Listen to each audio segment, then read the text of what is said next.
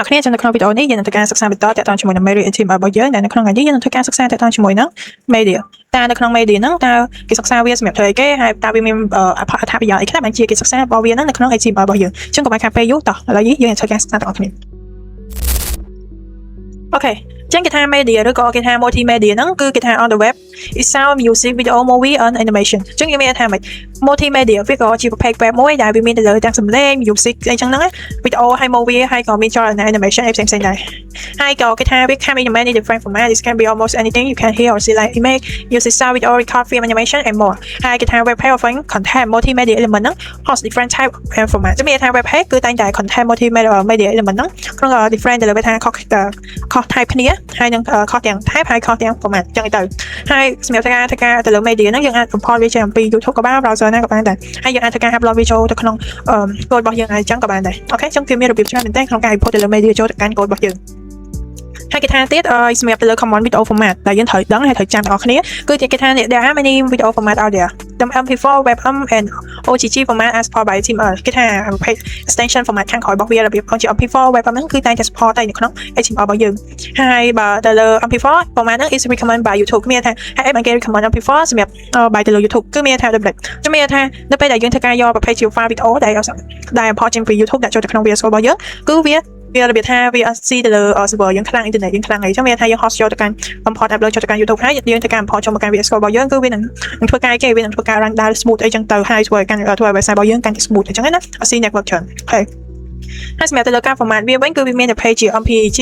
នេះដែលវាមាន file extension បែបនេះហើយយើងអាចមើលបានវាថាវា description មានថា meaning របស់វាហ្នឹងគឺ deployed by the Moving Picture Expert Group the first popular video format on the web not supported anymore HTML ចឹងមានថា file នេះគឺ support នៅក្នុង HTML ហើយមានប្រភេទជា AVI WMV QuickTime Real Video Flash OG ចឹងទៅចឹងទាំងអស់ហ្នឹងហើយតែជា format ហើយដែលគេប្រើនៅក្នុងហ្នឹងហើយហើយសម្រាប់ទៅលើ common audio format យើងនឹងធ្វើការសិក្សាទៅកាន់វីដេអូក្រោយអូខេអូខេចឹងអ្វីដែលយើងធ្វើការសិក្សាទី1ទាក់ទងជាមួយ multimedia គឺវីដេអូហ្នឹងឯងហើយសម្រាប់ audio sound នេះហ្នឹងយើងនឹងធ្វើការសិក្សានៅ media បន្តចឹងសម្រាប់ធ្វើការ import ទៅលើវីដេអូតែយើងអាចធ្វើការ import ទៅបែបនេះចឹងគេថា the HTML video element to show a video in HTML use the video element បែបនេះហើយគេក៏មាន example យើងដែរវីដេអូមានទៅលើទំហំ width ហើយ control ហើយ soft ហើយក្នុងហ្នឹងមានបែបអីបែបចឹងយើងអាចធ្វើការ copy យកតែម្ដងអូខេខ្ញុំមកយក copy ហើយខ្ញុំធ្វើការ import វាចូលមកកាន់ value របស់យើងយ៉ាអូខេនេះបានដូចគ្នាអូខេចានេះគឺជារបស់គេហ្នឹងឯងហើយនេះសិនអូខេអញ្ចឹងក្នុងនេះគឺវាមានទៅលើ file MP4 video ហើយអីបានខ្ញុំពេលដែលខ្ញុំធ្វើការចុចទៅលើវាអត់មានទេសារតែអីអានេះគឺវាអត់មានទេត្រូវទេវាអត់មាននៅក្នុងfile folder របស់យើងទេទៅលើ MP4 បែបហ្នឹងអញ្ចឹងកន្លែងនេះខ្ញុំបានធ្វើការលុបចោលមកខ្ញុំដាក់វាជាគំរូឲ្យស្រួលមើលចោះហើយយើងមានទៅលើ video មួយអូខេយើងមានទៅលើ file video មួយ SRC បែបហ្នឹងហើយនៅក្នុងហ្នឹងយើងចង់ដាក់វាជា soft ហ្នឹងគេប្រើប្រាស់វាសម្រាប់ធ្វើការគេគឺធ្វើការសម្រាប់ធ្វើការ import ទៅលើ file video MP4 យើងចូលមកអូខេអញ្ចឹងនៅក្នុងហ្នឹងយើងមានទៅលើ SRC អូខេស្មើឲ្យគេអញ្ចឹងកន្លែងនេះយើងអាចធ្វើការយកចេញអំពីនេះមកក៏បានដែរគឺ YouTube ចាអូខេរងចាំវា implement មកយើងធ្វើការ import file video ចេញពី YouTube គឺនេះជាអ្នក clear គាត់តែយកចេញពី YouTube គឺល្អជាងណាឧទាហរណ៍ថាខ្ញុំមានទៅលើចម្រៀងនេះមួយចុះអូខេខ្ញុំចង់ import ចម្រៀងហ្នឹងចូលមកកាន់ VS Code យើងអូខេអញ្ចឹងខ្ញុំសូមឲ្យវា branch កម្មអស់សិនចាំយើងធ្វើការ import ចូលអូខេអញ្ចឹងឧទាហរណ៍ថាខ្ញុំចង់ទៅបានទៅលើនេះខ្ញុំអាចធ្វើការប៉ះទៅលើ link ខាងលើនេះហើយខ្ញុំ Control C មកហើយខ្ញុំ input ចូលមកកាន់កន្លែងនេះមកហើយនៅពេលដែលខ្ញុំធ្វើការនេះមកហើយខ្ញុំមកស្ដាប់មួយខ្ញុំយក open Bitline server អញ្ចឹងវានឹងធ្វើការចេញឲ្យយើងអូខេនៅក្នុងនេះចង្ការគឺវីដេអូខ្លះគឺវា support ឲ្យយើងឯង Facebook អូខេអញ្ចឹងបាទនេះយើងអាចធ្វើការចុចកន្លែង try 3នេះអូកន្លែងនេះវាចេញហើយឥឡូវខ្ញុំសូមដាក់បទចម្រៀងផ្សេងមកអូខេសូមដាក់ input ចូលបែបនេះចូលមកកន្លែងរបស់យើង refresh មួយអូខេអញ្ចឹងអ្នកនរគ្នាអាចធ្វើការយកបែបហ្នឹងក៏បានឬក៏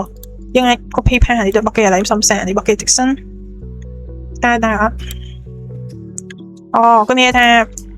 វីដេអូខ្លះគឺជាប់ copyright នៅពេលដែលយើងធ្វើការ import យក link ចេញពី Facebook YouTube ខាងក្រៅអញ្ចឹងណាអញ្ចឹងវាអាចជាប់ copyright ផ្សេងៗអញ្ចឹងទៅយើងមិនអាចធ្វើការនេះបានអញ្ចឹងឧទាហរណ៍ថាខ្ញុំសាក copy link ខាងក្រោមនេះវិញអូខេបែបនេះចុះអូខេវាតាមមានថាវាចុះ copyright មែនតើណាអូខេចាំមានថានៅពេលដែលយើងប្រើបែបហ្នឹងគឺចង្ការវីដេអូខ្លះចុះ copyright អញ្ចឹងទៅយើងអាចធ្វើការ download ទៅក្នុងនេះមកយើងធ្វើការ input វាទៅក្នុង image tag ដូចគ្នាអញ្ចឹងអូខេអញ្ចឹងវីដេអូនេះមានតែប៉ុណ្្នឹងហើយហើយសូមជម្រាបលានៅវីដេអូក្រោយ